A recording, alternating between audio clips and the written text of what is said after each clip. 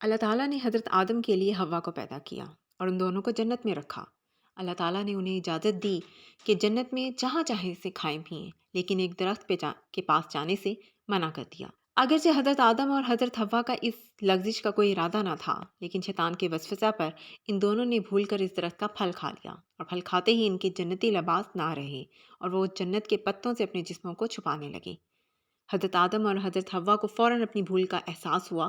پھر دونوں نے اللہ تعالیٰ سے معافی مانگی کہ اے ہمارے رب، ہم نے اپنا نقصان کیا، اور اگر تو نے ہمیں نہ بخشا اور ہم پر رحم نہ فرمایا تو ہم ضرور نقصان اٹھانے والوں میں سے ہو جائیں گے۔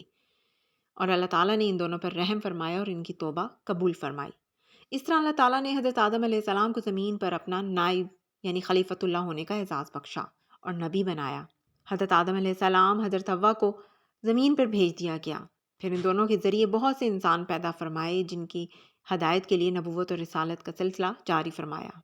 اس طرح حضرت آدم علیہ السلام کو پہلے نبی ہونے کا اعزاز حاصل ہے۔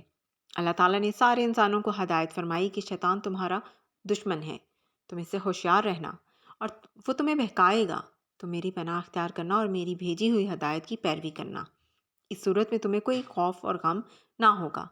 اللہ سیدھے راستہ پر چلنے والوں کو اپنی رحمت سے جنت میں داخل فرمائے گا، لیکن جو لوگ شیطان کے بہکاوے میں آ کر اللہ کی ہدایت سے عمل نہ کریں گے تو شیطان کے ساتھ وہ بھی جہنم میں ڈال دیے جائیں گے۔